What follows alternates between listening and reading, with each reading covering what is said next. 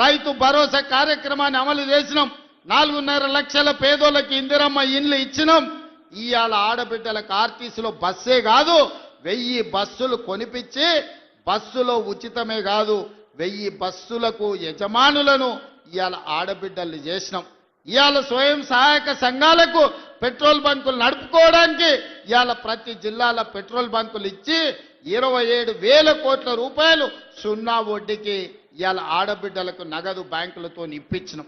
ఇవన్నీ కూడా ఎలా సాధ్యమైనాయి అంటే ఇందిరమ్మ రాజ్యంలో పేదల పరిపాలన వచ్చినందుకే సాధ్యమైంది. ఇవాళ అన్ని మనమే ఉన్నాం. సర్పంచులు మనోళ్ళే ఉండ్రు, ఎమ్మెల్యేలు మనోళ్ళే ఉండ్రు, ఎమ్మెల్సీలు మనోళ్ళే ఉండ్రు, మంత్రులు మనమే ఉన్నాం, ప్రభుత్వం మనమే ఉన్నది. మరి ఏనైనా మన కాలనీలలో ఎవడన్నా అప్పి తప్పి బీఆర్ఎస్ వాడు కౌన్సిలర్ కార్పొరేటర్ అయితే ఇక వాడు మనకేమన్నా పని చేస్తాడా ఒకసారి ఆలోచన చేయండి. 10 ఏళ్ళు వాళ్ళే ఉన్నారు, 10 ఏళ్ళు పరిపాలన చేసిరు, మొత్తం తెలంగాణను దోసుకున్నారు, 1000 కోట్ల రూపాయలు సంపాదించుకున్నారు. ఆస్తులు సంపాదించుకుంటే పర్వాలేదు, 7 అంతస్తుల మేడలు కట్టుకుంటే పర్వాలేదు, కానీ పెళ్ళా మొగుడు ఫోన్లలో మాట్లాడుకుంటే కూడా ఫోన్లు విన్నారా? ఇంత సిగ్గు తప్పినోడు ఎవడన్నా ఉంటాడా? వాళ్ళ బతుకు జడ పెళ్ళ మొగుడు మాట్లాడుకుంటే కూడా జోలి ఇంటాడా ఎవడన్నా? జడ్జిలను వదలలే, జర్నలిస్టులను వదలలే, ప్రతిపక్ష నాయకులను వదలలే, పెళ్ళ మొగుడు జోలి వదలలే, సినిమా తారాలు మాట్లాడుకుంటుంటే వాళ్ళను కూడా వదలలే. ఎవడు ఏది మాట్లాడుకున్నా వాని ఫోన్లలో ఏం మాట్లాడుకుంటుండో వీడికి ఎందుకయా? ఈడేమన్నా మనిషేనా? అసలు మానవ జన్మ ఎత్తడానికి అర్హత ఉందా? మంది ఫోన్లు తినేటోడు అసలు మనిషా? అన్నం తినేటోడు ఎవడన్నా పెళ్ళ మొగుడు మాట్లాడుకునేది వింటారా? అట్లాంటి సన్నాసులకు మన పోలీసు వాళ్ళు నోటీస్ ఇచ్చారు. మా జాతిపితకు నోటీస్ ఇస్తారని. ఎవరికిరా నువ్వు జాతిపితవు? ఎవడు నీ జాతి? వినోద్రావు నీ జాత? ఎర్రబల్లి దయాకరావు నీ జాత? కుక్కడపల్లి కృష్ణారావు గారు నీ జాత? లేకపోతే తన్నీరు హరీష్ రావు గారు నీ జాత? నీ జాతికి పిత ఉండొచ్చు, మాకు మా నల్గొండకో లేకపోతే మా పాలమూరుకు నీ జాతితో ఏం పని? నీ జాతి ఏంది? నీ నీతేంది? నీలాంటోడు జాతి పితయి పెళ్ళ మొగుడు జోలి పెట్టుకుంటే కూడా ఫోన్ లేని సన్నాసి నువ్వు జాతి పితవంటే ఎవడన్నా ఉంటే ఆత్మహత్య చేసుకుంటాడు, బాయిలో దుంకి చచ్చిపోతారు. సిగ్గుతోని తల వంచుకోవాలి. ఇట్లాంటి ఘోరమైన క్రూరమైన నేరాలు చేస్తే పోలీసు వాళ్ళు పట్టుకొచ్చినట్టు వానికి ముఖానికి ముసుగు తొడిగి కండ్ల కాడికి ఇట్లా పొక్కలు పెట్టి పట్టుకొస్తారు. ఆయన ముఖం మందికి చూపియొద్దాడు.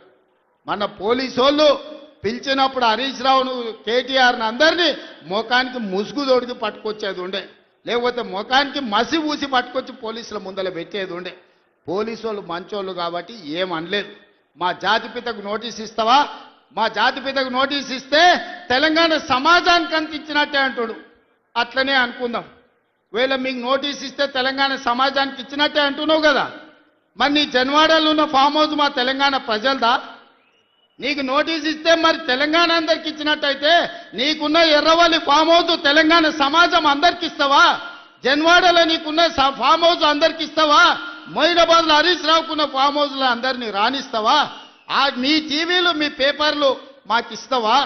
1000 కోట్ల రూపాయలు తెలంగాణను కొల్లగొట్టిన దాంట్లో తెలంగాణ నిరుద్యోగులకేమని ఇస్తావా? ఎమ్మెల్యేలు, ఎమ్మెల్సీలు, రాజ్యసభలు, లోక్సభలు, మంత్రులు, ముఖ్యమంత్రి అన్ని మీరే తీసుకున్నావు. తెలంగాణ సమాజానికి ఇచ్చినవా? ఒక్క శ్రీకాంతాచారి తెలంగాణ కోసం ప్రాణత్యాగం చేస్తే శంకరమ్మ ఎక్కడుందో కూడా తెలియదు వాళ్ళ తల్లికి. కనీసం మొట్టమొదట తెలంగాణ కోసం ప్రాణత్యాగం చేసుకున్న శ్రీకాంతాచారి తల్లి కూడా చిన్న బాధ్యత ఇవ్వకపోతివే.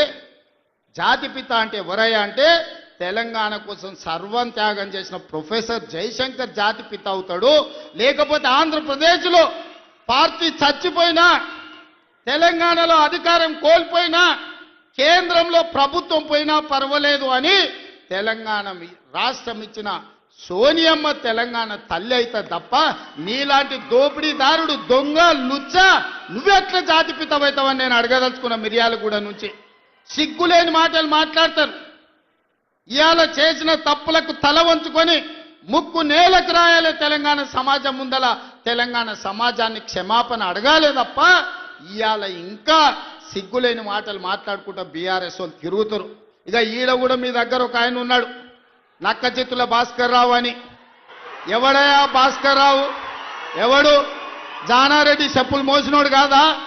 జానారెడ్డి ఇంట్లో నీళ్ల సీసాలు మోసినోడు కాదా?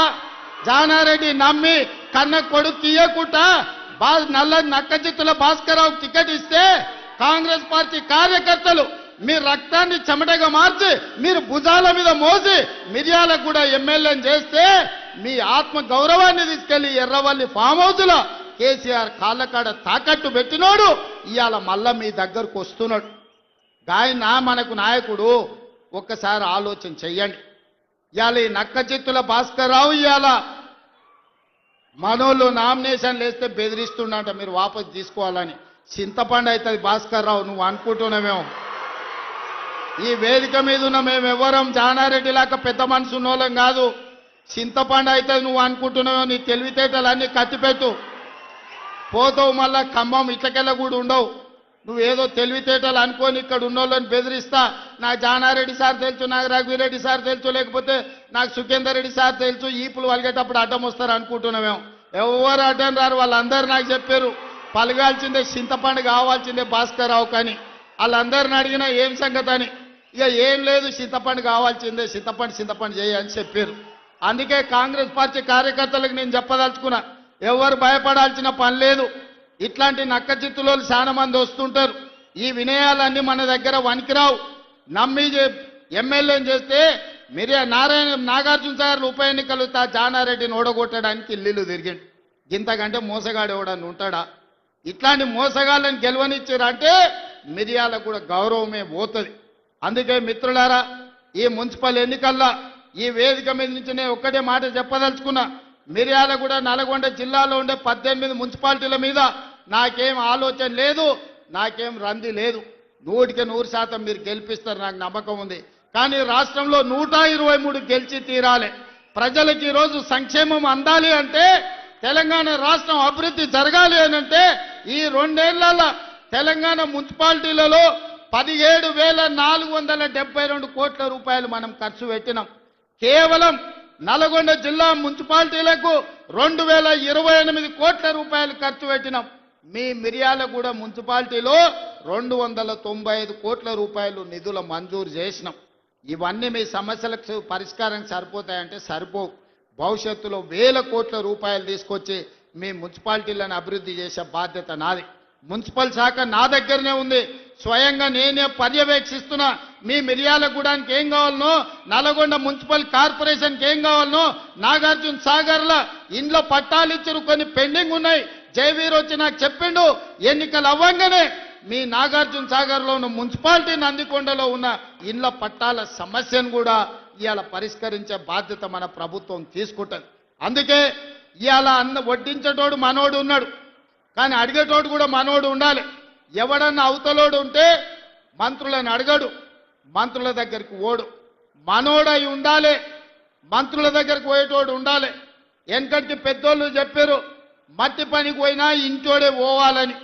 మరి ఇవాళ మీ మున్సిపాలిటీలు గెలవాలంటే కౌన్సిలర్లు, కార్పొరేటర్లు మనోళ్ళు ఉండాలి. అందుకే ఆలోచన చేయండి. 2 ఏళ్లే పూర్తి అయింది, ఇంకా 8 ఏళ్ళు మనమే అధికారంలో ఉంటాం. ఈ 8 ఏళ్లల్లా మీ మున్సిపాలిటీలను అద్దమోలే తీర్చిదిద్దే బాధ్యత మనం ప్రభుత్వం తీసుకుంటుంది. పక్కనే మా పద్మక్క ఉన్నది, కోదాడల ఏకగ్రీవం చేపించింది. పద్మక్కను మనస్ఫూర్తిగా నేను అభినందిస్తున్నా. ఇవాళ మున్సిపాలిటీలలో మన ఎన్నికల్లో మనం గెలవాలి. మనం ఈ గెలిస్తే పేదవాడు గెలిచినట్టు. ఈ ఎన్నికల్లో గెలవడం ద్వారా మీ బస్తీలు అభివృద్ధి జరుగుతాయి, మీ కాలనీలు అభివృద్ధి జరుగుతాయి. అభివృద్ధి జరగాలంటే అధికార పార్టీ గెలవాలి.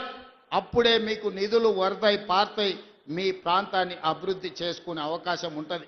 చివరగా ఒక్క మాట చెప్పదలుచుకున్నా. మిర్యాలగూడలో లక్ష్మారెడ్డి టికెట్ అడిగాడు, శంకర్ నాయక్ టికెట్ అడిగాడు, రఘువీరెడ్డి టికెట్ అడిగాడు. అవునా? ఎన్నికలప్పుడు లక్ష్మారెడ్డి ఎమ్మెల్యే అయిండు, శంకర్ నాయక్ ఎమ్మెల్సీ అయిండు, రఘువీరెడ్డి ఎంపీ అయిండు. ఏనన్నా 3 పదవులు ఒక ఎమ్మెల్యే అడిగిన టికెట్లలోకి వచ్చినావా? మీరు ఆలోచన చేయరు. మా కొడంగల్లో కూడా నేను ఇచ్చుకోలేకపోయినా. కానీ మిర్యాలగూడ కార్యకర్తల అదృష్టం, టికెట్ అడిగిన 3కి ఒక ఆయన ఎమ్మెల్సీ, ఒక ఆయన ఎమ్మెల్యే, ఇంకొక ఆయన ఎంపీ అయిండు. మీరు ఒక్క ఓటేస్తే మీరు ముగ్గురు సేవకులు మీకు వచ్చారు. అదనంగా మీకు వెంకటరెడ్డి ఉత్తమ్ కుమార్ రెడ్డి గారు మంత్రులుగా మీకు అందుబాటులోనే ఉన్నారు. కాబట్టి మిర్యాలగూడ ప్రజలు అదృష్టవంతులు. ఈ ప్రాంతం అభివృద్ధి చెందుతుంది. రేషన్ కార్డులు ఇచ్చినప్పుడైనా, కార్యక్రమాలు తీసుకున్నప్పుడైనా, మంచి కార్యక్రమం ఏది మొదలుపెట్టినా నల్గొండ జిల్లా ఈ ప్రాంతం నుంచే మొదలు పెడుతున్నాం. ఇది కూడా చాలా మంచి కార్యక్రమం, ప్రజలకు ఉపయోగపడే కార్యక్రమం. ఈ మున్సిపల్ ఎన్నికల్లో మీరు ఒక్కటే గుర్తుపెట్టుకోండి, ఒక్కసారి ఆలోచన చేయండి. బూత్లకు పోయిన తర్వాత ఇవాళ మా ఇందిరమ్మ చీరలు కట్టుకున్న అక్కలు ఆయల్ల బతుకమ్మ చీరలు ఇచ్చిండ్రు. ఎన్నడన్నా కట్టుకునే కాబీలు ఉండేనా? బాయికాడ పిట్టల్ని భయపెట్టడానికి ఆనాడు బతుకమ్మ చీరలు కట్టిండ్రు. ఇవాళ మా అక్కలు బాజాబ్తా సారె పెట్టుకున్నట్టు తల్లిగారింటికి పోతే చీర పెడితే సారె పెట్టినట్టుగా ఇవాళ చీరలు కట్టుకొని మా అక్కలు వచ్చారు. ధైర్యంగా ఇది మా ఇందిరమ్మ చీర, మా ప్రభుత్వం ఇచ్చిందని కట్టుకొని వచ్చారు. ఎంత మంచిగా ఉన్నారో చూడు, ఎంత చక్కగా కనిపిస్తారో. దసరా పండుగలాగా జమ్మికెళ్ళినట్టుంది మా అక్కల్ని చూస్తుంటే. పాలపిట్ట కలర్ జమ్మికెళ్ళి పాలపిట్టను చూడడానికి పోతాం. ఇవాళ మా అక్కల చీరలు కూడా పాలపిట్ట కలర్తో ఎట్లా మెరిసిపోతురో చూడు ఆ స్క్రీన్ మీద. మగోళ్ళు అందరూ కూడా వాళ్ళు అడిగేటట్టు మాకు కూడా ఇస్తే మేము కూడా కట్టుకుంటామని. అందుకే మిత్రులారా, ఇవాళ ఓటేసే ముందల సన్న బియ్యాన్ని గుర్తు చేసుకోండి, ఓటేసే ముందల రేషన్ కార్డును గుర్తు చేసుకోండి, ఓటేసే ముందల 200 యూనిట్లు ఉచిత కరెంటు గుర్తు చేసుకోండి, ఓటేసే ముందల రైతు భరోసా గుర్తు చేసుకోండి, ఓటేసే ముందల రైతు రుణమాఫీ గుర్తు చేసుకోండి, ఓటేసే ముందల ఉచిత బస్సు ప్రయాణాన్ని గుర్తు చేసుకోండి, ఓటేసే ముందల 70,000 ప్రభుత్వ ఉద్యోగాలు మీ పిల్లలకి ఇచ్చిన విషయాన్ని మీరు ఇవాళ మీరు గుర్తు చేసుకోండి. ఇట్లా ఓటుకు లైన్లో నిలబడ్డప్పుడు 2 ఏళ్లలో మనకేమన్నా వచ్చిందా? 2 ఏళ్లలో ఇందిరమ్మ ఇల్లు మాకు ఎన్ని వచ్చినాయని లెక్క తీసుకోండి. ఇవాళ ఆలోచన చేసుకోండి, కాంగ్రెస్ పార్టీని గెలిపించండి. మీరందరూ ప్రతి ఒక్కరికి చెప్పండి, ఈ ప్రభుత్వం మనది, మన ప్రభుత్వాన్ని గెలిపించుకోవాల్సిన బాధ్యత, ఈ ప్రభుత్వాన్ని నిలబెట్టుకోవాల్సిన బాధ్యత మీ మీదనే ఉన్నది. అందుకే ఇవాళ మీ అందరినీ చూసినాక నాకు మనస్ఫూర్తిగా ధైర్యం వచ్చింది. రేపు జరగబోయే ఎన్నికల్లో 123 మున్సిపాలిటీల మీద కాంగ్రెస్ పార్టీ జెండా ఎగురుతుంది. మున్సిపల్ గడ్డ కాంగ్రెస్ పార్టీలకు అడ్డ అని చెప్పి ఇవాళ మీ అందరినీ చూసినాక సంపూర్ణమైన విశ్వాసం వచ్చింది. మీరందరూ కూడా అండగా నిలబడతారు కదా, ఎన్నికల్లో అండగా ఉంటారు కదా, ఆడబిడ్డలందరూ ఓటేస్తారు కదా. సిద్ధమేనా? సిద్ధమేనా? సిద్ధమేనా? సిద్ధం అన్నోళ్ళందరూ చేయి పైకెత్తి పిడికిలు బిగించండి. జై కాంగ్రెస్, జై కాంగ్రెస్. హస్తం గుర్తుకే, హస్తం గుర్తుకే, ఇంకా గట్టిగా హస్తం గుర్తుకే. ధన్యవాదాలు మిత్రులారా.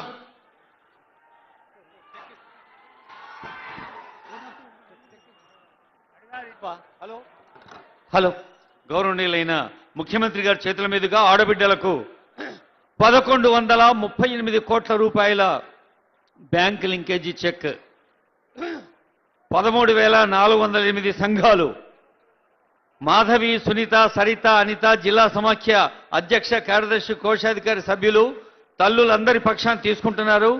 13,408 సంఘాలలో వేలాది మంది కాదు లక్షలాది మంది తల్లులకి లబ్ధి చేకూర్చే 1138 కోట్ల రూపాయల వివిధ బ్యాంకు లింకేజ్.